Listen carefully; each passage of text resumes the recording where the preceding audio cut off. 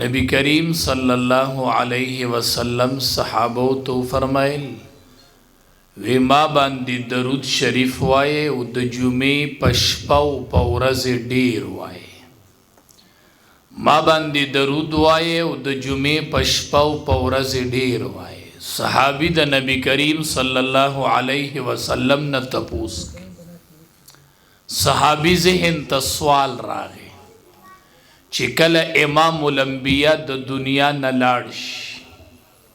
आगे न पस चिमुंग दरूद शरीफ वायु न पैदा बकई रागे नबी करीम सल्लल्लाहु अलैहि वसल्लम न तपूस की द अल्लाह हबीबा मुंग बता बांदी दरूद शरीफ वायु कद अरिमता औ कद बलीता अल्लाह हबीबा सासु द वफात न पस स्तासु वजूद मुबारक करेज़ा रेज़ा शवी बमुंग दरूद वायु स्तासु द वफात न पस पम वायु बिया ब पैदा दर कई दद्वाड़ो जिहानो सरदार सहाबी त पजवन जवाब वर्को मसला हल कड़ल दद्वाड़ो जिहानो सरदार सहाबी त फरमाई यवाज़ी सना इन्नल्लाह हर्रमा अलल अर्द अजसादल अंबिया ए सहाबी अल्लाह तबारक व ताला पज़मक बांदे दयौलाक सलीरी ज़रा अंबिया किराम वजुदुन हराम कड़ी दीदी तज़मक सनशी वेले खा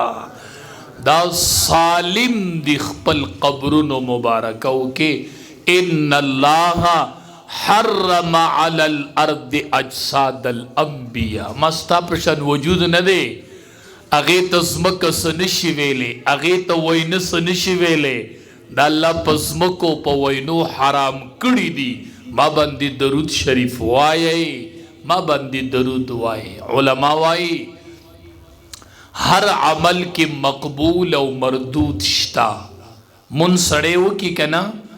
दा एहतिमालुम दे चे दा मकबूल ले कबूल दा एहतिमालुम दे चे दा मरदूद शुरत ज़कात ते वर्क दा एहतिमाल ले चे मकबूल ले खुद दा एहतिमालुम दे चे मरदूद दे सदका दे वर्कड़ला एहतिमाल शता चे मकबूल ले औ एहतिमाल शता चे मरदूद दे खुता सुता यौ अमल खेम उलमाउ लिखली दी चे पागे के मरदूद निश्ता आगे के मरदूद शतना उलमा वाई अगद दरूद शरीफ ते चे दा सोकुम वाई पक्कम टेमम वाई दा मकबूल ले पदे के मरदूद निश्ता खा हर टेम के दरूद शरीफ पांदे जबे लुंदे साथे दा मकबूल अमल ले द ज़वान औ द बूढ़ा औ द माशूम औ द लोए द गुनांगार औ द नेकामल खोचे सूग दरूद वाई कम टेमे वाई द मकबूल अमल दे द अल्लाह कबलई दे के मरदूद निश्ता दे न जबिम प दरूद शरीफ पांदे लुंदे साथे हर टेम ज़नवामा द इमामुल अंबिया यो मलगरे वाई मलगरे पेचने द नबी करीम सल्लल्लाहु अलैहि वसल्लम खुडीर मलगरियू खुदिसी मलगरे चे द आगे जिक्र कुरानी करीम कड़े दे द आगे मरगतिया कुरानी करीम जिक्र कड़े दा जिसी मलगरे वो अजीब मलगरियू नो नबी करीम सल्लल्लाहु अलैहि वसल्लम और अबू बकर सिद्दीक रज़ी अल्लाह तआला अन्हु यौ मलगरे इमामुल अंबिया दे यो नबी करीम सल्लल्लाहु अलैहि वसल्लम अगद टूल अंबिया इमाम दे यौ पैगंबरुम जन्नत नशित ले जिसो पूरे इमामुल अंबिया जन्नत नहीं तले हाँ औ अबू बकर सिद्दीक रज़ी अल्लाह तआला अन्हु वे मलगरी ते गोरा अफज़लुल बशर बअदल अंबिया अबू बकर सिद्दीक द अंबिया न पस प तमामी आदम अलैहिस्सलाम प औलाद के गुरा बंदा अबू बकर सिद्दीक देखा न प अंबिया के बदटूल नडुम्बे नबी अलैहिस्सलाम जन्नत जी औ प उम्मतियानो के द पैगंबरानो न पस د آدم علیہ السلام په ټول اولاد کې بډومبه ابوبکر صدیق جنت ته رضی الله تعالی عنه کا ملګری دا وخا یو امام الانبیاء دی یو افضل البشر بعد الانبیاء دی دسی ملګری دواړو جهانو سردار فرمایي ډومبه پس جنت ته زمخه مونږ چې تاسو ته وای درود وای ته به دې سیوای کنا اللهم صل علی محمد دا محمد دیر خوږ نوم دی کنه اللهم صل علی محمد تاسو ته به د دې نوم طاقت میلو شي او به وینئ امام الانبیاء فرمای زب د جنت دروازه وټکوم دندې نه به خازن آواز وکړي د جنت نکهبان به آواز وکړي من انتا سوکې ځکه د جنت دروازه به ډومبې ټک ورکوي من انتا سوکې امام الانبیاء فرمایي زه به جواب ورکما نو خازن ته به زه نوم والم چې محمد ټول وایي صلی الله علیه وسلم محمد اغه نوم دی چې د جنت په خازن باندې به د ټولو نه مخکې نوم د محمد لګي ان شاء الله بیا ته زتا ته اللهم صل علی محمد دا هغه محمد دی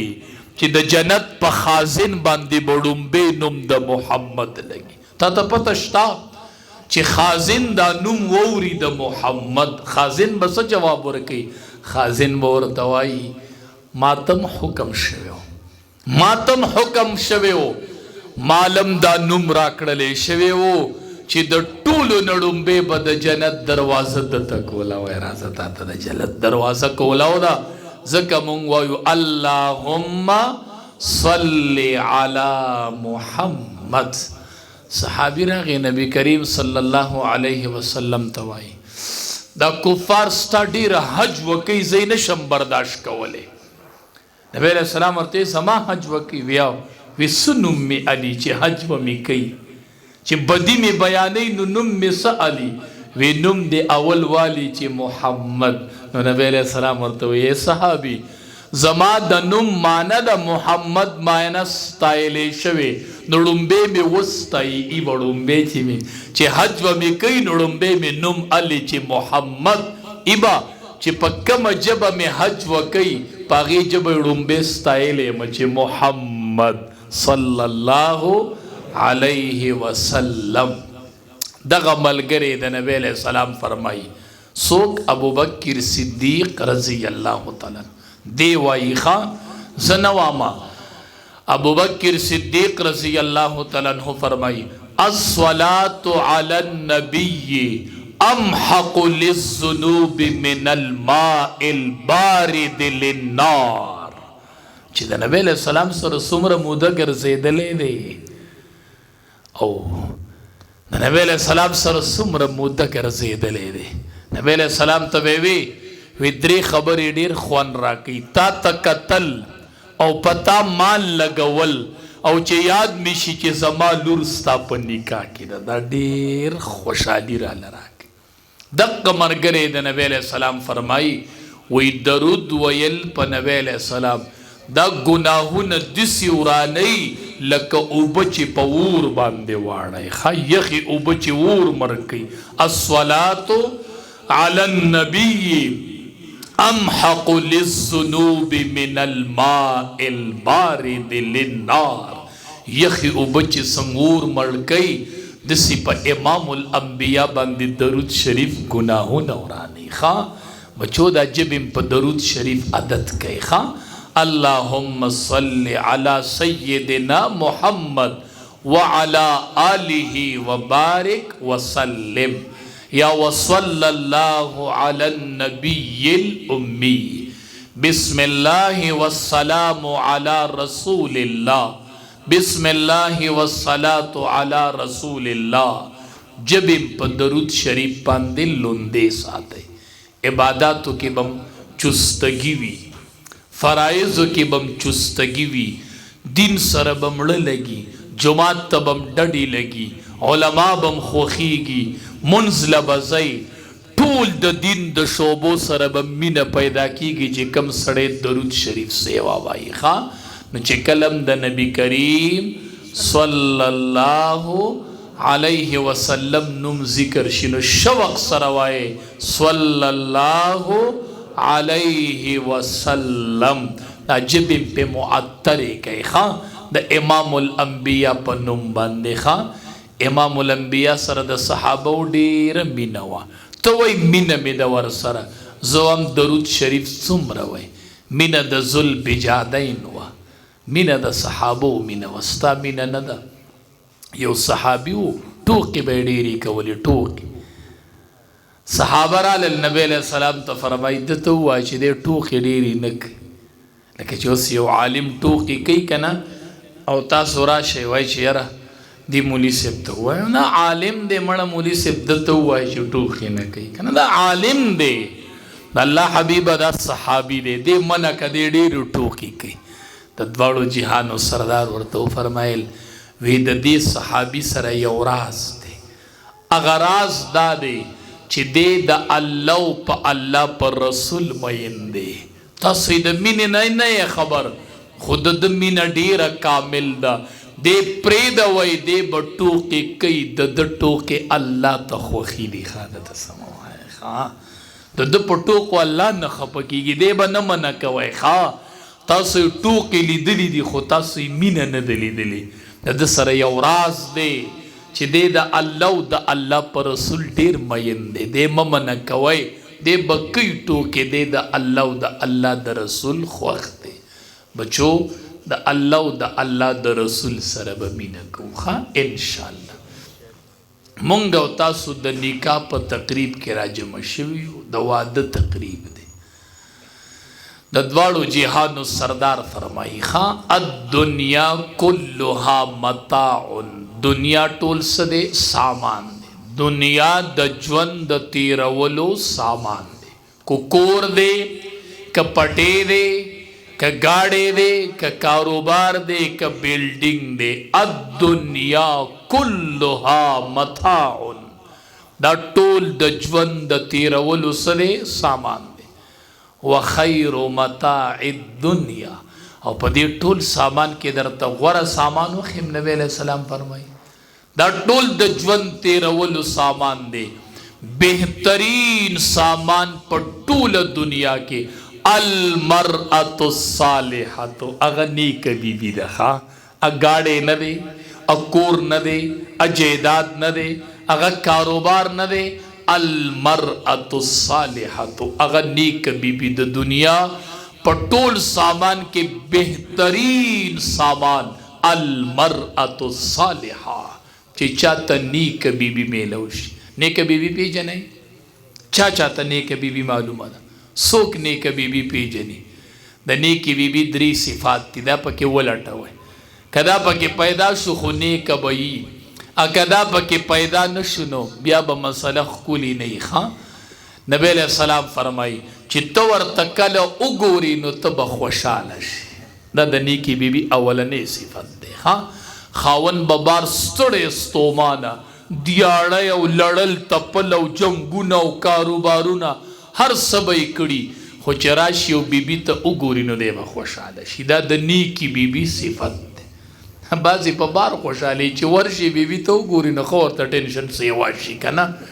معلومیږي دا چې دا بیبي نیکه بیبي نه ده ښه یو صفت دا شو چې خاوند ورته وګوري نو خوشحاله بشي دویم صفت دا دی چې کله ورته خاوند د یوې خبرې ووایي نو سمدستي د خاوند خبره مني با لبیک خاوند وایي دا جی بس دا خاوند وایي دا بس دا چې کله ورته خاوند د خبرې ووایي ډاري کې ومني دویم صفت دا دی درېیم دا دی چې کله خاوند د کور اوزي نو دا به د خاوند د مال او د جان او د عزت حفاظت کوي ها دا د نیکی بیبي درې صفات دي خاوند وګوري خوشحاله بشي خاوند ورته خبره وکړي او به یې مني خاوند د کور اوسي دا د کور دروازه بند نه کړي د خاوند د مال او د جان حفاظت شو دا نیکه نه ده چې خاوند دسی وزي او دا پدی ور وزي ها دا ټول کله بیا غشکې د خاوند راتلو پوري دا نیک بیبي نه ده خاوند راشي ګوري چا کرتلې یو کور کرواړ لګي د بل کرا دا نیک بیبي نه ده بس دا د خخزي صفت نه ده بس اب د خاوند په نشوالي کې د خاوند د مال د جان د عزت حفاظت کوي مال بوله الو زینه مال به په تعویزګرو ولنه ویشي چې هغه وزي او دا لاړ شي او تعویزګر له 3,000 ورکړي دی د مال حفاظت ونه کو د عزت هم ونه کو چې د دې په لوپټه د چا نظر ولګي د خاوند عزت لیلام کو د خاوند د عزت خیال ونه سات دا نیک بیبي نه ده دا زنانه خبر ندی دا پوه کې حدیث مبارک کې راځي چې کم خزه د خاوند د اجازت نه بغیر د کور اوتله خبر یې کم خزه چې د خاوند د اجازت نه بغیر د کور اوتله چې دا څنګه قدم اوچت کی نو پدې اول زمک او اسمان لعنت شروع کی دا چې په کم ځای قدم دې زمکه په لعنت را لېږي سو پورې چې دا زنانه کور ته نه راغلي دا د لعنت کی ډوبه روانه ده ډوبه که ار پلتلی ده که ار چا کرتلی که غم لتلی او که خادی لتلی خو چې د خاوند د اجازت نه بغیر تلی وا خاوند په ناراضو مورې خورې ته چې قدم د کور اوچت کې او خاوند په ناراضو چې څنګه قدم په ځمکه کېږدي د ځمکې اقه برخه په لعنت راولېږي دې چې څومره ځمکه باندې تلې ده راغلی دا دی ټول ځمکې په لعنت را لېږلې ځکه دا د خاوند د اجازت نه بغیر وتلی ته خاوند پیژنې او دا داسې لوی حق دی چې د اجازت نه بغیر زه اوزم نه په ما به لعنت ورېږي او که نه څومره حق دی زوام دومره حق دی د دواړو جهانو سردار فرمایي که په شریعت کې او په دین کې د یو تن سجده بل تن ته جایز وي د الله نه علاوه لامرت المرأة ان تسجد لزوجها ما به ښځې ته حکم کړی چې دې خاوند ته سجده لګوه دې خاوند دی زوام پیر که خس دی خو مرید لا بس دی ښځه ما ته وایي ونی صاحب زما خاون چرسی دی وی زما خاون چرسی دی زواما تب نوای چې چرسی دی وی دی وام یی بخو تب دا چرسی نم نوی وی ولی زور تواما که چرسی دی نو دا اللہ سر چرسی دی اگا تپوس پتی اللہ کی دق چرسی تا دا پارا ولی دی تب چرسی نوائی که چرسی دی خود تا دا پارا ولی دی موری خوری دا خبر میزان سر ولی که ویلی که گاڑی دی ولی نه چلی دیاڑی دی ولی نه کئی پردے پقیر دی ولی نه خو چې ستا خاوند دی ته پې پټی د عزت سودا دی څوک نشي کول چې په مخه دی دا دیاڑی مار خاوند ولاړ دی څوک تی د عزت سودا نشي کولی دیاڑی مار دی ولی نه پردے پقیر دی ولی نه گاڑی دی ولی نه چلی خو موری خوری ستا صادر دیخوا تا پی پٹای زوام ستا حیا پی ٹینگا دا مڑوی که دی یو کنی زوام دیسی موایا مونگ اولی دلو دا اوچت خاندان خزی چی خاوندان وفات شول اغا زماستا یو تروڑو اڑیت دا اڑو یوی تروڑی تا مجبور شولی زکا خاوند تلار که دیاڑی مار دے خو تالے پیدا کی او ستا بچولے پیدا کی خاوندانو ته دعا کوي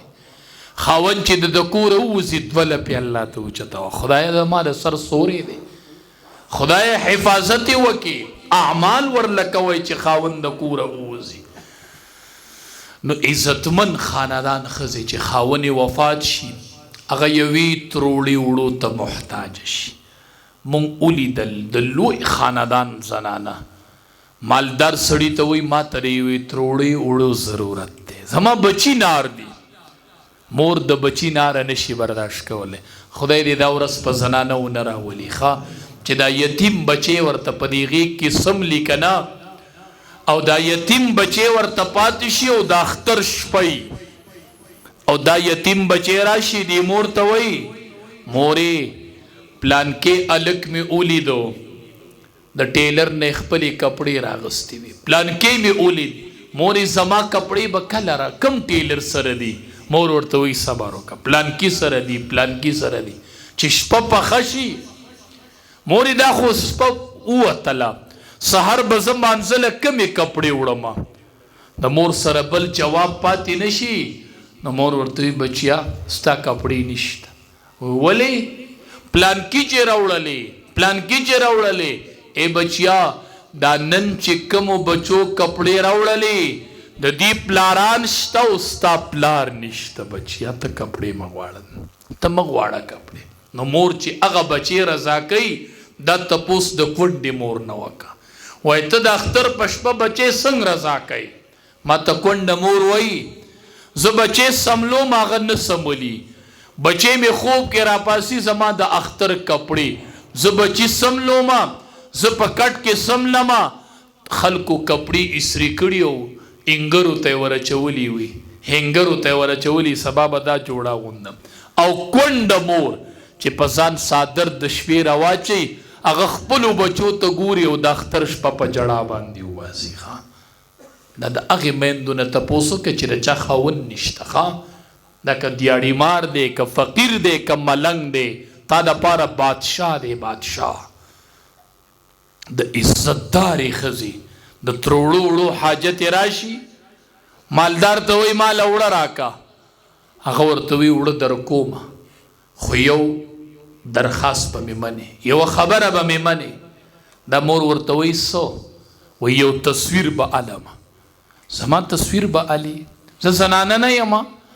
نه که نه دا تعاون چې چا کړی چې هغه ته پته ولګي چې یو تصویر یې فیسبوک له ورکوه ستا فیسبوک خو د خدای په تندر سوړ کې دا موبایل دا څه خبره ده دا څه خبره ده چې زه یو تصویر ورکوم دا یو تصویر ورکوم نو هغې کونډې ته زه وایم ته ولې تصویر ورکوې او وایي مولي صاحب دا پته ماته لګي زه سوچ وکړم هغه مړ خاون را یاد کم چې خاون مې په قبر کې دی که تصویر ورکومه په ټوله دنیا کې مې د مړ خاون عزت لیلام کیږي او زه داسې داغداره کېږم چې ما سره به بیا څوک رشته ونه کړي دې هر څه ته وګورم هر څه ته وګورم خو مولي صاحب چې وږو بچو ته وګورم چې دا بچیو له به مې پخوم څه نو دا مور ورته وایي خیر دی زه به مخ پټ کړم په برقه کې به ودرېږم خیر دی تصویر راله په پټ مخ واله خیر دی دا مور چې د تصویر ته مجبور شي دا د دې نه الله خاون اغوستی دی ښه دا د دې په سر د خاون سوری نشته ښه دا د دیاړي مار ښځې ته ووایه دا د فقیر ښځې ته ووایه وایي دا د ملک ښځه چې نن تصویر ته تیاریږي دا د دې یو خاون و که نن هغه خاون موجود وی نن هغه خاون وی دې ته دې چا کیمره نیولی وی او مونږ کې خو ترس شته نه مونږ کې خو ترس شته نه قربان چې ته ور د امیر المؤمنین عمر فاروق رضی الله تعالی کاش چې یو داسې حکمران خدای راکړی کاش چې یو داسې حکمران خدای راکړی چې د کونډو اوښ کې وچې شي خدایا چې د یتیمانانو سلګۍ بندي شي خدای یو داسې حکمران راکړي په لاره روانو زنانه وله راله له مخې وی ودرېږه حضرت وی ښځې ولاړې وی بیت المال کې مې برخه شتې زما حق دی که نه وی بلکل شته وی مال یې راکړه وی ته ودرېږه زه دله حق راوړم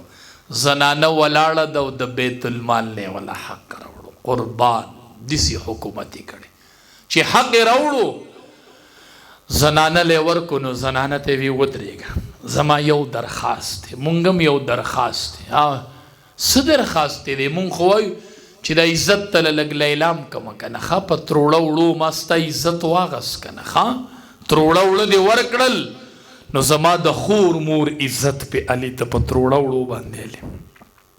امیر المؤمنین ورته وایي یو درخواست مې دی څه درخواست دی مورې خورې حق مې تاله درکو چې کم دی په بیت المال کې خو درخواست مې دا دی اسې نه په میدان محشر کې د الله عدالت لګېدلې او ته په ما شکایت ونه کې. ګورې حال ته به شکایت نه کې، بس معامله دلته کلیر ده. هلته به په ما شکایت نه کې، د الله مخې ته ګورې ښه.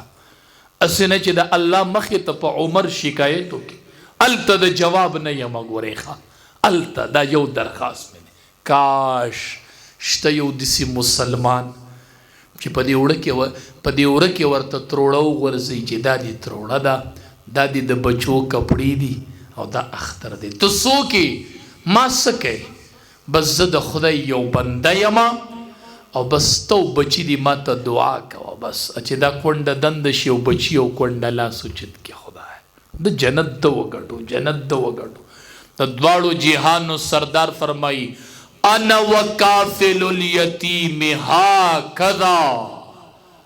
صحابه ما ته وګورئ، ما سره به یو کس داسې برغي په جنت کې، دا به تهجد گزار نه وي، دا به حجونو عمرې والا نه وي. انا وکافل الیتیم هاکذا. اے صحابو چا چې د یتیم پالنه وکړله دی به ما سره داسې یو ځای په جنت کې وي. د دوو ګوتو ته مې وګورئ صحابو، کافل د یتیم به ما سره په جنت کې دي. انا وکافل الیتیم هاکذا هاکذا هاکذا. داسې چې مور تواب مورې خورې، خاوند ډېر څه دی، خاوند بادشاه دی، بادشاه. هوښیاره ښځه یې نو خاونې دا تانیز نه هغه وایي بادشاه دی وم ته هوښیاره یې ښه، او بادشاه به یو خاون او دا به پې بروسه نه کوي. نه خویندو میندو خاون وپېژنئ. د دواړو جهانو سردار فرمایي ایما امرأة ماتت وزوجها عنها راز دخلت الجنه. امام الانبیاء فرمایي چې کومه زنانه مړه شوله او وروسته ورسره یو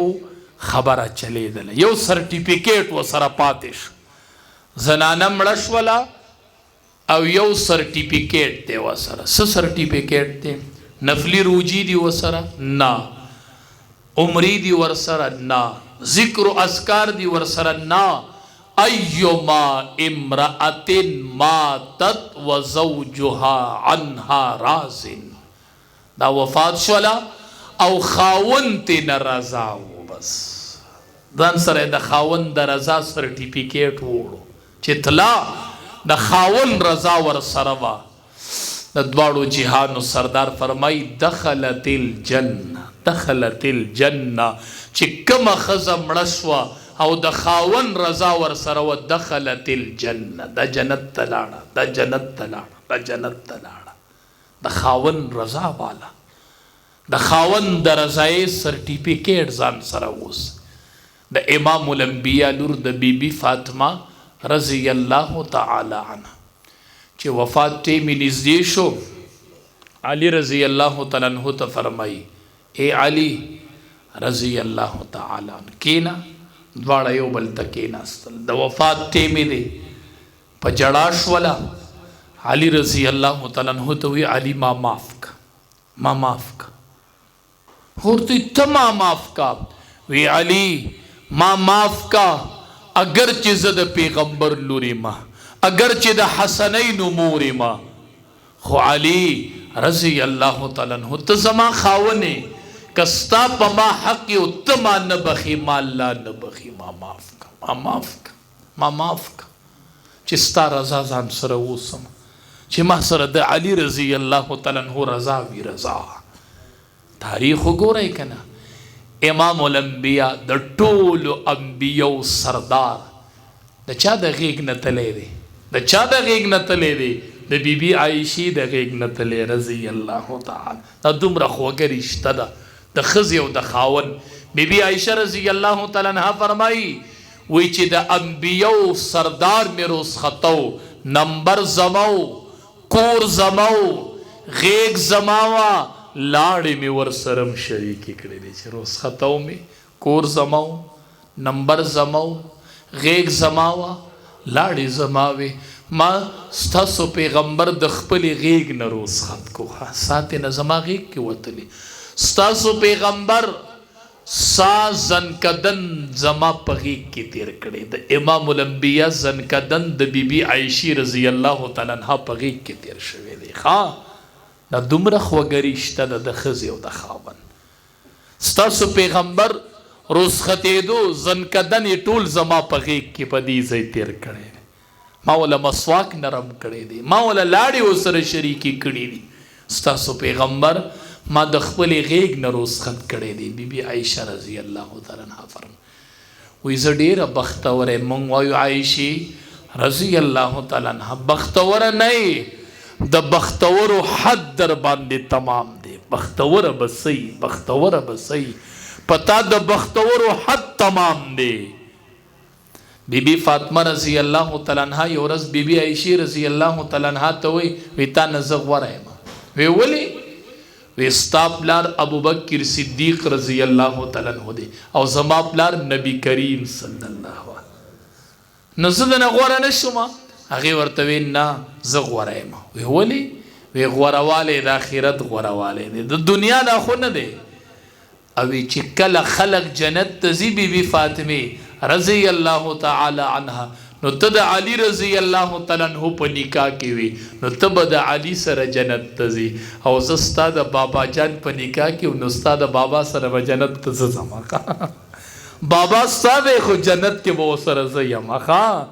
ته به د علی رضی الله تعالی عنہ سره جنت ته ځي پته ولګېده چې ښځه به د خاوند سره جنت ته ځي نو دا ډېره مضبوطه رشته ده دا به په جنت کې میل ته یو مولوی صاحب هغه وی ما وی په تقریر کې یو بابا و چرته د ښځې نه به تنګ و ډېر نه وی چې د دې د پلانکو د مور نه به هلته هم نه خلاصېږم هلته به هم د پلانکو دا موري ما ورته چې بابا دا به هلته د پلانکو مور نه وي دا به هلته د اویو حورو سردار وي دا به ته پېژنې هم نه مړه دی به هلته اویا جوړي اغوستي او په اویا جوړو کې به یې دنده پنډی ښکاري او په پنډی کې به یې دنده نلې ښکاري نه بل ته څوکي دی وایي نه مړه بیا هم دلته زمونږ سړه بدې مبدې راغلی دی د مې دا اړه نه سپېرېږي مړه نه که نه بس د الله رحم دی د هرې خبرې جواب شته دی وایي دا اړه مې ورته پوره نه سپېرېږي زه ورته وایم خدای دې موږ ټول جنت ته بوځي چې کله جنت ته سړی ځي او فیصلې وشي نو د دې جنت نه مخکې یو بل پل دی یو خو د پل صراط پل دی که نه هغه په جهنم تلی دی د جهنم د جنت نه ډېر لرې دی د جهنم په خېټه تړلی دی او دا بل پل دی د جنت خواته دی نو په دې به دا کسان ودرې چې ځي نو فیصلې به یې شوي جنت ته به ځي خو د جنت نه لږ مخکې به یې ایثار کې الله به یې په دې پولي ودروي هلته به فرشتي یاره سله ایثار کړي وو مړه دې دنیا کې ستاسو هسې داسې لږ لږ تو مې راغلي وو په پول به یې ودرئ هلته به ول هغه تو مې ختم کړي وي زه یې وصفله جنت ته دا هر څه به الله ختم کړي خو خدای دې مونږ جنت ته بوځي ښه وایه دا ښځه دې را سره خو چې جنت یې مړه دا تاسو د جنت نعمتونه لیدي نه دي نو اویا جوړې به یې اغوستې نه ته به وایې چې اویا جوړې واغوندي نه خو به ډېر ډمبر نه جوړې دي سي چې اویا جوړې سړی واغوندي هې ساده بنده دا جوړې به د نوري د نور جوړه ډمبر نه جوړې که نه ته د جنت نعمتونه نه دي لیدلي که نه ته خو هغې جوړو ته دا مه وایه که نه تا خوره لیدلې ده ته ښځه وینې چېرته ښایسته نه وایو دا حوره ده تا حوره نه ده لیدلې حدیث مبارک کې راځي کو یوې حورې یوه لاړه راواغستله او د دنیا ته یې ررتا وکړله په دنیا کې چې څومره دریابونه مالګین دي او یا تارخه دي په ټوله دنیا دریابونه به ټول خواږه شي کو یوه لاړه تا حوره لیدلې نه ده مړه او کو د یوې حورې لوپټه دی دنیا ته اوسنډول شوله او د هغې خوشبوی والوتله په ټوله دنیا کې به درته بدبویي په نظر را نشي داسې حورې دي داسې نعمتونه دي بس خدای دې زمونږ نصیب کړي الله زمونږ یې نصیب کړه خدایه زمونږ یې نصیب مولانا سرفراز خان صاحب درس رحمت الله علیه درس کو دا طلبا داسې سوالات کوي اکثر که نه دې کې طلبا دي یو طالب راغی وی په چټۍ ورته لیکلي چې حضرت قرآن کې الله وایي چې په جنت کې څه غواړئ هغه به وي داسې ده که نه نو وی حضرت په جنت کې به چیلم خو پېژنئ که نه سړی چې دی خوړ چې دی وباسي وي چیلم به وي اوس دا سوال دی بعضې کس داسې شی وغواړي که نه چې په جنت کې نه وي لکه اوس په جنت کې خوب نشته ته وایې خوب به پکې وي نو د دې به تاله مولي صاحب څه جواب درکړي او وایي نشته نو ته به وایې چې زه یې غواړم نو زه واما په ډېرو نه پوهېږو خو خدای دې ورته بوسه چې تا ته جنت ته تللی نه یې ځکه دلته وایي چې خوب وی او دا چل وی دا چې ته جنت ویني بیا به دې خوب په خیال او په خاطر کې نه راځي ښه دا ته په دنیا کې نو دا سوالات ته راځي دا جواب دی که نه ګوره یو کس تا نه تپوس وکړي چې په جنت کې یو شی شته نه او زه یې غواړم ماله به الله راکړي زه وایم دا ستا سوال دلته پیدا کېږي هلته دې خدای بوز هلته به دا سوال له سره پیدا کېږي چې هلته دې وکړو بیا به ګورو که خیر یې ښه ټیک ده که نه دا دلته وایي زموږ نه بعضې طلبا وایي که مانه وایي قبر کې چېرته فرشتې تپوس وکړي که نه چې من نبیو که نبي دې څوک دی زه به ورته وایم چې دا من استفهامیه دی که من موصوله دی مې دا ته بره دا مجلسې کوي ښه دا چې کته ورشي نو ته بیا د استفهامیه او د موصولې تپوس په در نه یېري ښه تاسو لیدلي نه دي دا ته ځکه دا تاسو بې ځایه سوالات سړی کوي که نه نو سرفراز خان صاحب در صاحب رحمت الله علیه عادت ده چې هغه به اکثر جواب په چیټ لیکو په چیټ یې ورته ولیکلو چې آو په جنت کې به چیلم یي خو د چیلم دپاره به د اور ضرورت دی چیلم خلق به اور بلی وی آگ لینے کے لیے جہنم جانا پڑے گا چیلم له اور پکار دی اور له بیا جهنم ته تله غواړي نو مطلب دا چې په جنت کې به چیلم نه په جنت کې به ځکه د چیلم تعلق د اور سره دی اور په جنت کې نشته اور په دوزخ کې دی ښه نو د جنت داسې نعمتونه دی چې لا عین رأت ولا اذن سمعت نه سترګو لیدلي دي او نه غوږونو اورېدلي دي او نه یې په زړه کې خیال تیر شوی دی الله دې زمونږ نصیب کړي ښه نو ما دې پورې خبره کوله چې په جنت کې به هم فیصلې چې اخیری کېږي نو دا به په نکاح کېږي ښه ښځه به د چا سره جنت ته ځي د خاوند سره د پلار سره به نه ځي ښه د مور سره به نه ځي د چا سره به جنت ته ځي د خاوند سره ښه او چې نیکعمله ښځه وي نو دا به د خاوند نه مخکې جنت ته تلي چې خاوند ځي دا به هلته انتظار کوي ښه چې خاوند ویني وایي دا به ورته وایي چې راځه دنیا کې جنگ جګړې وي دلته به نه وي دنیا کې ګندګۍ وي حیض نفاس دا ګندګۍ وي دلته به نه وي او په دنیا کې مرګ و دلته به نه وي راځه همیشه به ژوند تېرو راځه همیشه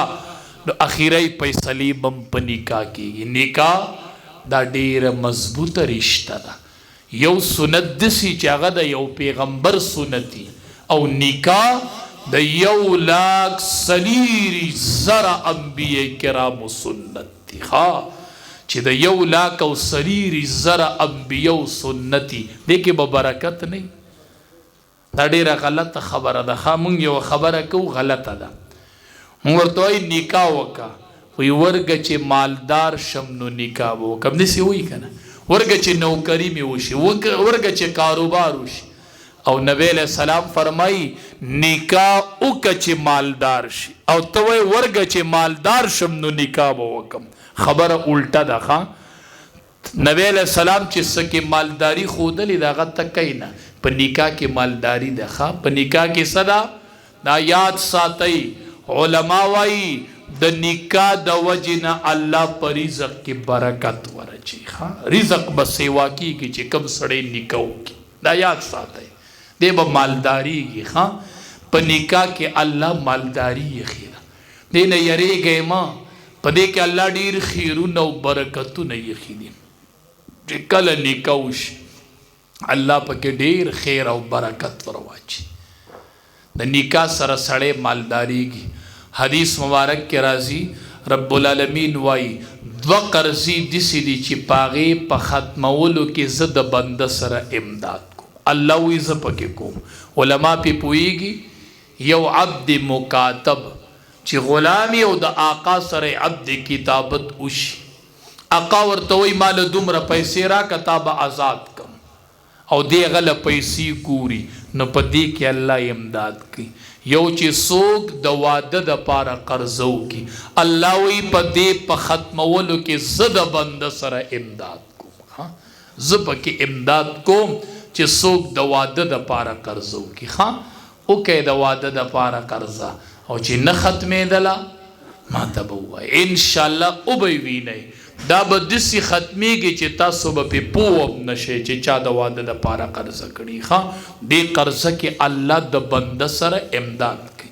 خو نیت به دا کوي په نکاح کې چې الله ما کې پاک دامني راولي الله ما کې حیا راولي الله عفت راولي نیت به دا کوي الله به مالداري راولي که ته نیت دا کوي بای سړی غټ خاندان کې کوي وی مالدار ده چې زه ورسره مالدار شم دی به ښه غریب کېږي او کنه په دې نیت به نه کوي نیت په د عفت او د پاک دامنۍ چې زه سره پاک شم نو دې سره به الله رزق په خپله باندې راولي دې سره ډېر خیر او برکت راځي د نکاح سره مخکې ډېر ښکلی دور و نکاحونه به ډېر اسان د نبی کریم صلی الله علیه وسلم لور د عثمان رضی الله تعالی عنہ په نکاح کې او هغه وفات شول چې وفات شول نو عمر فاروق رضی الله تعالی عنہ راغی عثمان رضی الله تعالی عنہ ته وی یو لور په نکاح در کوم حفصه نوم دې رضی الله تعالی وی تعالی په نکاح در هغه وی زب په کې سوچ وکم چې د درې ورځې وته ورته سونه وینو دی راغی په نبی علیہ السلام وی ما ورته وی چې لور په نکاح در کوم او دی وی زب په کې سوچ وکم او ماته سونه وی ډیر ښکلی دور و د شکایت ځای و اوس د شکایت ځای نشته سړی ګیله پیدا شي چاله لاړ شي صحابه به زل امام الانبیا لراله هم ورته تاسو د پاره پلارم یم په منزله د پلار مال راځي شکایت یو کو حال ګیله مې ده نبی علیہ السلام ولا ګوره جواب څنګه ورکي عمر مخه پکې ته مطمئن اوسه ستا لور تبا الله د عثمان نغوره ورکي او عثمان تبا الله ستا د لور نغوره ورکي سم منطقي خبره ده لکه سوچ ورته وکړي وستا لور تبا الله د عثمان نغوره ورکي او عثمان تبا الله ستا د لور نغوره ورکي ته صبر کوه هغوی حیران ما چې زما لور ته خو به عثمان رضی الله تعالی عنہ ته خو به زما د لور نغوره میلو شي ډېر شي خلق دی خو زما لور ته به د عثمان نغوره څوک میلاویږي عثمان په شان صحابي شته هغه چې په لار روان اسمان کې ملایک حیا کوي عثمان نه روان چې لږې ورځې وشوې نو نبی کریم صلی الله علیه وسلم خپل بل لور عثمان رضی الله تعالی عنہ له ورکړه عمر رضی الله تعالی عنہ وی ما وی چې زما د لور نه خو عثمان ته غوره میلاو شو ځکه د پیغمبر لور ورته خو زما لور ته به د نه غوره اوس څنګه میلاویږي خو د نبی علیہ السلام خبره ونه چې لږې ورځې وشوې امام الانبیا استازی راولېږو چې هغه لور دې ته ماله په نکاح راکړه نو زما د هغې لور نکاح د امام الانبیا سره وشو نو زما لور ته د عثمان نه غوره میلاو شو او عثمان ته زما د لور نه غوره میلاو شو د داسې ښکلی دور نبی علیہ السلام فرمایي نکاح د ښځې سره د څلورو وجو نه کېږي ښه نو دین پکې غوره کوئ دین پکې څه کوئ د مالدارۍ د وجې نه د حسب د وجې نه نسب او د حسن د وجې نه او د دیندارۍ د وجې نه نبی علیہ السلام صحابي ته وایي لاس دې په خاورو کې ککړ شه دین غوره کوه دین یو طرف ته مالداره ده او بل طرف ته دینداره ده په دین پسې ورځه بل طرف ته خاندان اوچت دی خو بل طرف ته دینداره ده ورځه دین غوره کوه دین الله به پکې ډېر خیر او برکت ورچي دینداری پکې غوره کوئ چې کله پکې دین ووینئ بس دین پکې غوره کوه چې کله په ښځه کې دینداری وویني بیا هغې باندې ناراسته مه کوه هغې ښځې سره نکاح کوه چې کله پکې دین عمومي بس نو صحابه کرام نبی علیہ الصلوۃ والسلام څومره ښکلي وښودله سعید ابن مسیب رحمت الله علیه نوم مو اورېدلی دی دا ډېر لوی عالم الله اکبر دی علماء ته وایم دی خپلو ملګرو ته وایم دی نه به شروع مونږ کوو چې زه عالم یم او زم د خان او د ملک سره رشته کوم او طالب جان پرېږدم په مدرسه کې نو بل ته به څنګه وایم چې ته غریب له ورکه دین غوره که ابوی دا تا سره چې شاګرد دی تا کم شاګرد له لور ورکړله سعید ابن مسیب رحمت الله علیه طلباو ته سبق به یوه لوري وه مروان بادشاه نوم اورېدلی و اپسې خپل زوی له د نکاح پیغام راولی وی زما زوی له دې دا لور راکه وی نه کوم حضرت دا رشته نه در کوم مروان بادشاه زوی پسې رشته راولیږي وی نه یې ورکوم یو طالب سبق کې غیر حاضر شو یو ورځ یو دوه ورځې غیر حاضر شو په سبق کې چې بله ورځ راغی حضرت ورته طالب جانه نه وی حضرت بیبي مې مړه وه ها ډبر دی وفات شوی او وی را دې خواشه زما لور ده او مروان خپل زوی له تپوس کوي ما نه ده ورکړې ما هغه لور تا ته په نکاح کړله شاګرد وی ما قبوله کړله او طلبه یې ګواهان شول نکاح یې وتړله یو څو ورځې تېرې شوې هغه وایي ما ته ور وټکېد هغه شاګرد وي ما چې دروازه کې غږ وکړو څوک وی چې سعید ابن مسیب الله اکبر د وخت شیخ الحدیث د وخت محدث د زبانی پوره کې ولاړ دی چې وته ما خپل لوري د مټ نه نیولې ده ما ته وایي دا ستا امانت او دا مې تا ته حواله کړله الله دا ساده نکاح به څوک کوي دا به مونږ نه شروع کېږي ښه دا به زمونږ نه شروع کېږي چې مونږ علما د دې نه شروع وکړو دینداري به غوره کوو ښه عمر فاروق رضی الله تعالی عنہ په لار روان قوم حالت معلومي نو کور کې یو مور او لور لګیا دي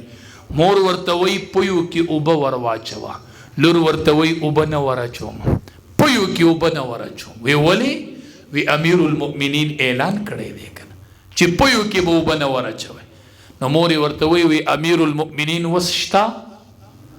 دا ورته وی ک امیر المؤمنین نشته نو رب شته کنه رب شته کنه باس د خبره واورېدله کور ته راغې خپلې بیبي ته وایي پلانکي کور کې یوه جینۍ ده ورشه پسې ورکړې خو نه ده نکاح خو نه ده شوي ټبر چې راله جینۍ ولیدله چې وایي کتله وی نکاح نه ده شوي وی دا لور زوی له غواړم هغه ورته وی حضرت دا خلک ګډبه دی او ته خو د قریشو د خاندان دی شاهي خاندان دی خلیفه دی په 22 لاک مربع میل حکومت کوي حضرت دا زمونږ مناسب نه دی هغه ورته وایي ما پکې دینداري لیدلې ده او دا به زه بچي له غواړم بس اقه جینۍ خپل بچي له وغوښتله نو غوږ ده که نه ښه دا نکاح چې وشوله نو د هغې په نوسو کې عمر ابن عبدالعزیز پیدا شو ښه دا تاسو چې نومالی عمر ابن عبدالعزیز دا د هغې په نوسو کې پیدا شو دا د هغې نکاح برکت و چې کومه نکاح په دیندارۍ شوې وه په نتیجه کې عمر ابن عبدالعزیز رحمت الله علیه راغی ښه په دې رشته کې بیا داسې نیکان پیدا کېږي نو رشتو کې خیال کوئ د نیک رشته ګورئ او بیبیانو زنانو صبر کوئ د خاوندانو سره لږه ګزاره شروع څه سره شروع کوئ ګزاره اوس چې واده نو ښځه څو جوړې درې یو به په یوه ورځ اغوندي بله په بله او بله په لاول آسان کار و یو واده له به یوه جوړه وه ته ورته یوه پوره نه ده وایي په دې یوه کې پرون خلکو لیدلې یم زنانه وایي به چې بله جوړی نشته ښه په دې بله کې نن ولیدمه سبا به بله اغوندمه لکه دا خاون ورته ووایي چې تی پرون په دې یوه جوړی کې لید دا یوه جوړه خلکو لیدلې وه زنانه نو تی پکې هم لیدلې وي نو چې سبا نوې جوړی نوې ښځه نو ښه به نه چې نن راله یوه ښځه ویني او سبا راله بله ښځه ویني او بله ورځ راله بله ښځه وي چې نوې جوړی نو چې داسې ورسره نوې ښځه وي نو بیا به دا وایي چې نه بس جوړه راله ماله واده ده خو لکه ټیک نه ده داسې نو زه زنانه ته هم دې سره ګزاره کوئ ناکام کوي ښه صحابي دی د ورځې په کار وتلی دی چې وته نو بچی بیمارو چې کور ته راغی نو بچی وفات شوی کور کې غم راغلی دی نابالغه بچی وفات دی بیبي ته وایي زما بچې وی هغه ته آرام راغلی دی ځکه که ورته وامه چې وفات دی نو د شپې به داسې چل کوي کفن دفن نه کېږي وی هغه ته آرام راغلی دی صحابي وی چې بس اوده دی آرام ورته راغلی او د بیبي اثرات هم داسې دي چې په مخې اثرات هم نه ښکاري اوس که درته بیبي الونه وي نو طبیعت یې داسې کړی چې حالاتو نه یې سړي ته پته لګي چې ورمنډې کوي په سړي ښه نو طبیعت هم برابر دی حالات هم برابر دي نو د ډوډۍ وخوړه پوه خو نه دی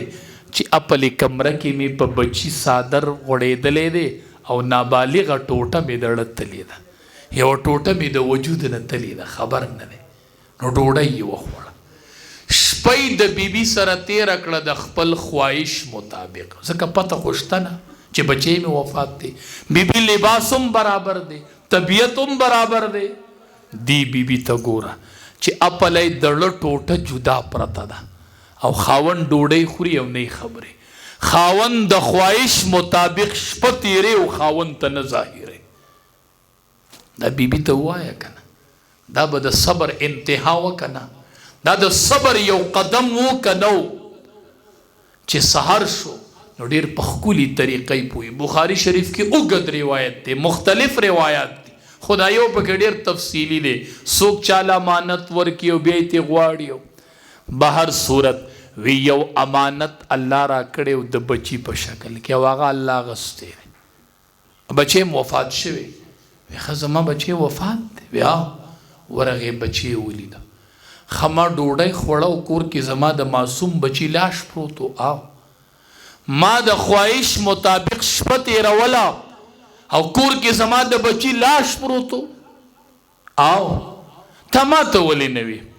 ما وی زه خفه صحیح خو چې تا ته درد درونه رسي په تا شپه صحیح وځي تا ته تکلیف درونه رسي ما ستا د رضا خیال ساتم بیبي دې ته وایي ښه نبی علیہ السلام راغی صحابی راغی نبی علیہ السلام ته وی د الله حبیبه بیګا می بیبي د صبر یو قدم اوچت کړی د الله حبیبه ما ډوډۍ خوړلې ما د خواهش مطابق شپه تېره کړې او بچی مې مړو نبی علیہ السلام خو پیغمبرو دعا یې وکړه وی یا الله په دې بیګانۍ شپه کې دوی له برکت ورواچې خدای خو برکت وخه هغه چې نبی علیہ السلام ځای ته ورغی جو برکت به او چې د برکت دعا یې وکړله یو بیبي سالن پخ کړی یوه کټوی او لږ غونته د وربشو ډوډۍ او نبی علیہ السلام پسې د خندق نه زر صحابه راوستل خو ورته ویله وباسئ مو صرف چې امام الانبیاء خواله راغی سالن یې ولیده روټۍ د برکت دعا یې وکړه وی ځان له اوس بله ملګری وګوره چې صرف سالن د سره اړی وي زر صحابه و ډوډۍ وخوړه بیا هم لا په کټوۍ کې سالن پروت و ښه نبی علیہ السلام د برکت دعا وکړله وی خدایه دې بیګانۍ شپه کې وله برکت ور واچې د هغې شپې نه ورله الله یو بچی ورکو او نبی علیہ السلام لی راوستو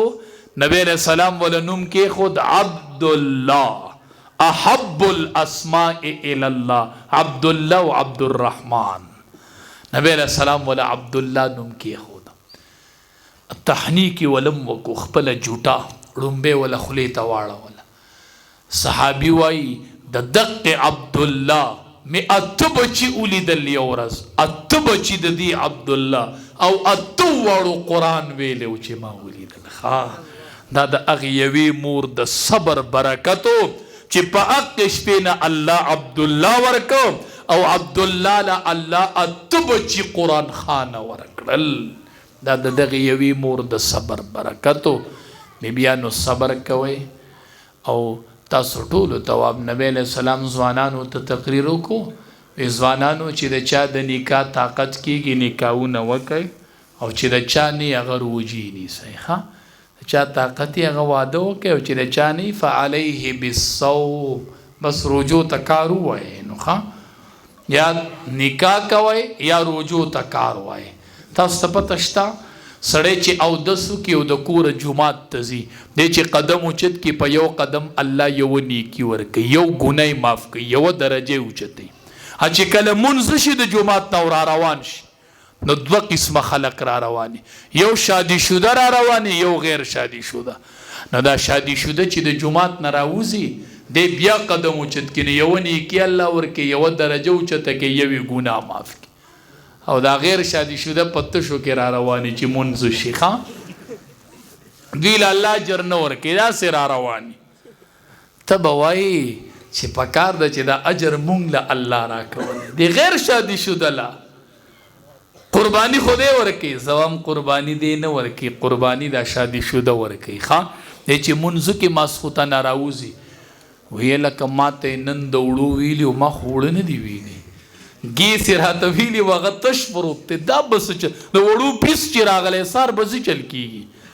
نو د په مزغو یو بوج راشي،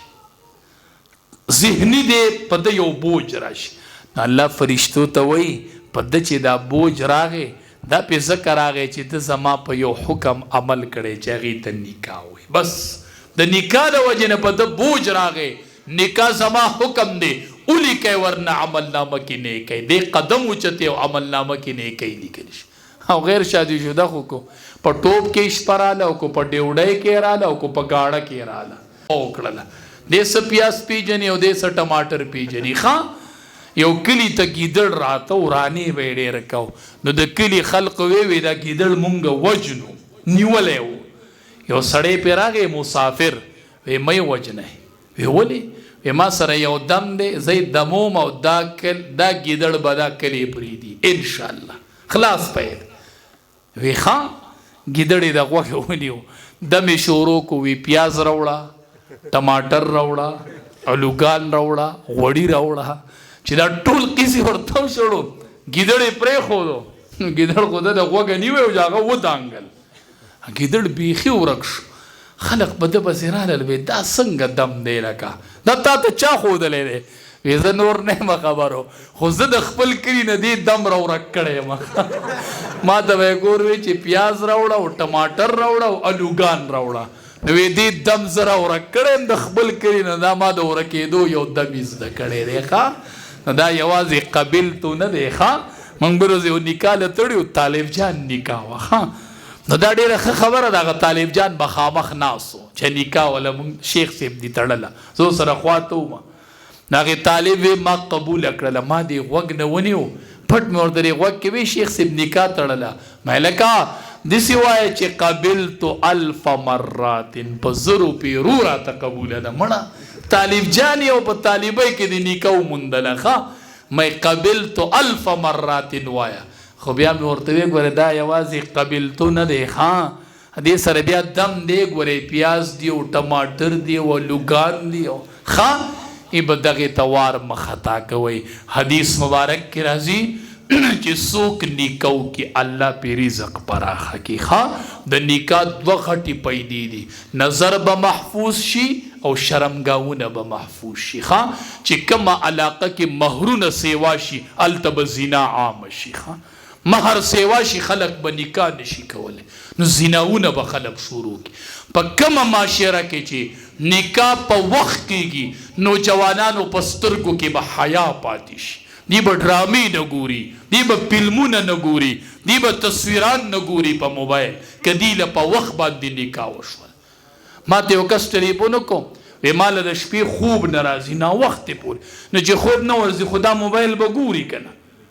نو ما ته وی تا ته څه وظیفه معلومه ده؟ ما ورته مې پلار ته دې ووایه چې واده دې وکړي. ما ته وی حقیقت وایي؟ مې بالکل. جو ټلیفون یې پلار له اوس بل اوس میله وکړو ما سره یې پلار. نو ما ورته لکه ما ته خو به د اول ویډیو ډاري کې پلار له ورکوي، هونده سره خبرې وکړه. ما یې څه ورته ووایه؟ بیا وی زه هغه کس یم. ما یې ښه داسې وایه پلار ته ما ته پلار وی تا ته وی چې دله واده وکړه؟ مې بالکل. د ما ته وی چې ما له د شپې د ناوختې پورې خوب نه راځي، خو مې ګناهونه به کوي، ډرامې به ګوري، فلمونه به ګوري، دله په وخت واده وکړه چې قصه ختمه شي. اوس زه یو کلي ته لاړم داسې د نکاح تقریر و، ما تقریر وکړو نو ما پکې دا قصه وکړه لکه دلته چې اوس هغه اقه کلی و، لکه هغه پلار پکې هم ناست او زوی پکې هم ناست و، په تقریر کې ناست و. چې تقریر مې وکړه زوی راپاڅېدو وی مولي صاحب هغه صحیح ما وی دا مې پلار دی وي ښه چې مخامخ دی ورته وي که اوس راله واده وکړو نو ښه به وي نو چې دې ته بیا چې پلار په مجمع کې ودرېږي چې ما له واده وکړه که نه ښه نو ودونه وله په وخت باندې وکړئ صحیح ده که نه علما وایي چې د کم پلار او د مور طاقت د بچي د نکاح وي او دی ورله نکاح نه کوي او دی بچی نه څومره ګناهونه کیږي دا نیک پلار او دا نیک مورې په ګناه کې شریک روان دي ښه دی چې ډرامې ګوري ته په ګناه کې شریکي دی چې فلمونه ګوري ته په ګناه کې شریکي نو په وخت باندې بچوله نکاحونه وکړي او تاسو تلکانو یو طریقه ښیم د واده د کولو ښه چې واده دله نه کوي که نه ماسخوتن ورشئ کور مور ته وایي مورې سبا مې د نفلي روجي نیت کړی دی بیا راله پېشمنۍ تیار که ښه روجه به نیسمه چې مور تاله یوه شپه پېشمنۍ تیار کړي سبا ورته بیا د ماښام نه وه چې نن مې بیا انشاءالله اراده ده سبا به نفلي روجه ځکه مولي صاحب وي چې فعلیه بالصوم زما به سبا بیا روجئ چې مور دله یو پنځه پېشمني تیار کړي یا به دله پېشمني تیار یا به دله د ښځې غوره کوي بیا که نه به هر صورت د دواړو جهانو سردار فرمایي فعلیه بالصوم رب العالمین دې نکاح کې ډېر خیر او برکت ورواچي چې داسې ښکلي سپین روبي مشران بارونق علمای پکې راجمع کړي دي خدایه دې نکاح کې ډېر خیر او برکت ورواچي الله تی په دې نکاح کې خوشحاله کړي الله ته دوی خوشحاله کې او انشاءالله د دې نکاح اوس په تاسو وایي چې ډزې ډوزې پکې نشته دی او ګرمه ګرمه نشته ګرمه ګرمه نشته دی ای به دغه ګرمو ګرو باندې الله خفه کېږي نن ګرمه ګرمئ او سبا د یو بل سره په جنګ نښتي ښه دا به ډېره د خیر نکاح نبی علیہ السلام فرمایي د ټولو نه برکتي نکاح هغه ده چې په کومه نکاح کې خرچه کمه وشي د کمی نکاح مہر کمی روټۍ مختصری د فرنیچر سامان مختصری څومره چې نکاح مختصره کیږي دومره پکې برکت ډېري څومره چې مشقت سیوا کیږي دومره ترنه برکت اوچتیږي او په ټوله دنیا کې ناکاره ډوډۍ هغه د واده روټۍ ده چې مالداران ورته روبلل شي او غریبانان پکې پرېښودلی شي نو داسې مجموعي دعوت د نکاح دپاره دا سنت دی او ډېر په ښکلي طریقه دا نکاح ده الله دې د دې ټولې علاقې نکاحونه په داسې طریقه باندې کې به هر صورت